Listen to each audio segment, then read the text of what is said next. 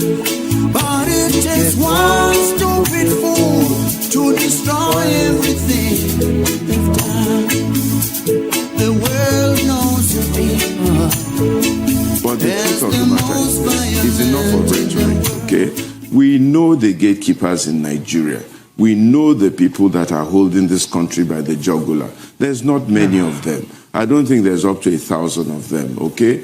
Both federal and state level. We need to go to each one of them and speak to them and tell them, let my people go. You know, to get the people, children of Israel out of Egypt, Moses had to go to Pharaoh and say to Pharaoh, let my people go. So we need to go to Aso Rock, let my people go. We need to tell the chief of staff, we need to tell all the various people working in various government agencies that this is the right thing to do in Nigeria. Why don't you do it?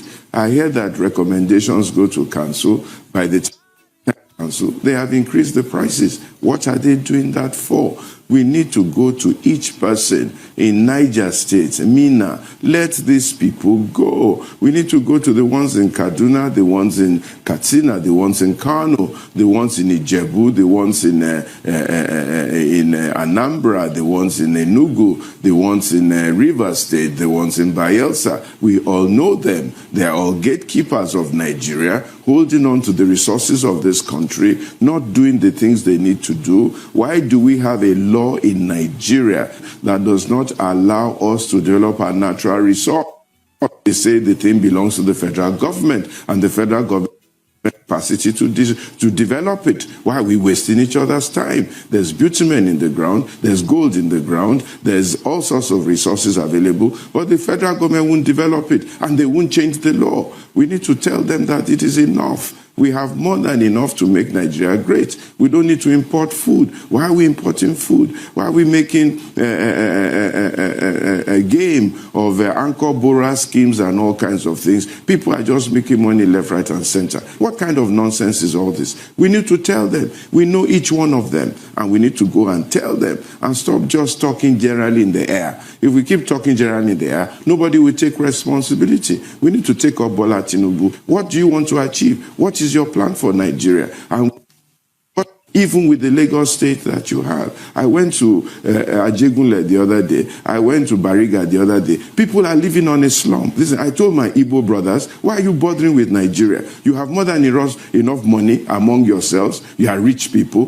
Why don't you take your money back to Anambra and all those places and develop Imo and build up Imo and make sure Imo becomes the Dubai of Nigeria? Why are you wasting your time? Why don't you go into the ground and dig up your gold? Why are you waiting to hold you this and that? The people must move. We must talk to each one of these gatekeepers. Enough is enough. Why are you holding the people of God down? What is the problem? How much money do you want? How long is a man going to live? I'm 60 now. How much life does one have left? How much energy do you have? How many clothes are you going to wear? There are people dying. There are people dying. My president leaves this country and goes to London for medical treatment. What for? I can only forgive him because of his age. But honestly, why would they do that? Imagine Biden coming to Nigeria saying he's coming to look for medical treatment. What kind of nonsense is that? When some of the best doctors in the world are Nigerians. I can tell you,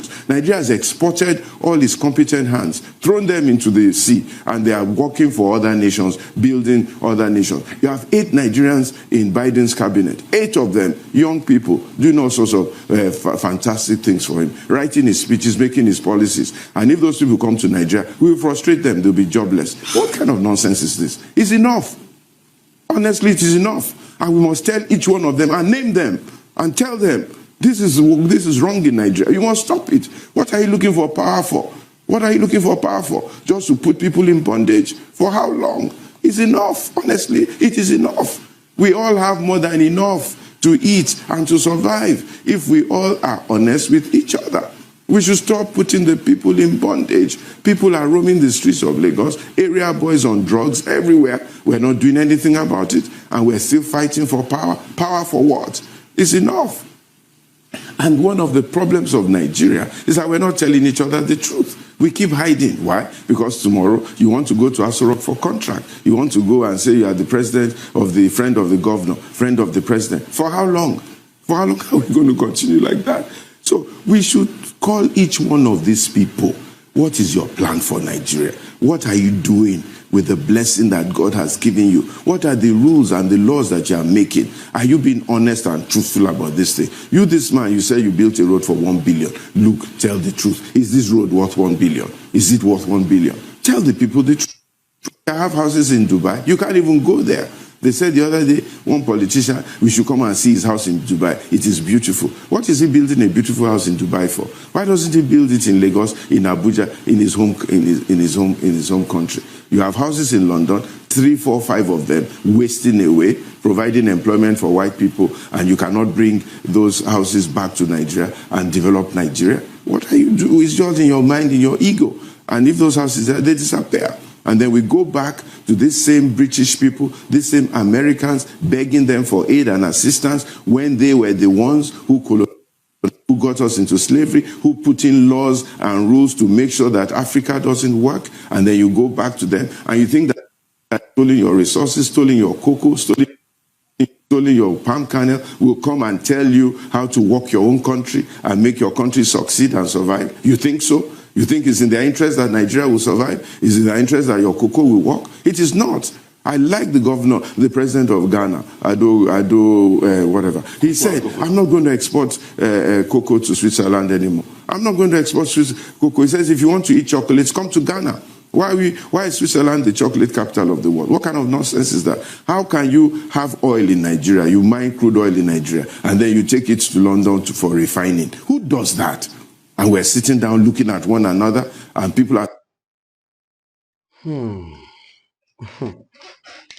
Thank you, Pastor. You see, one thing baffles me in this country. I keep wondering about the situation of this country. Before our president, Bola Ahmed Tinubu, came to power, we used to hear that subsidy is a scam.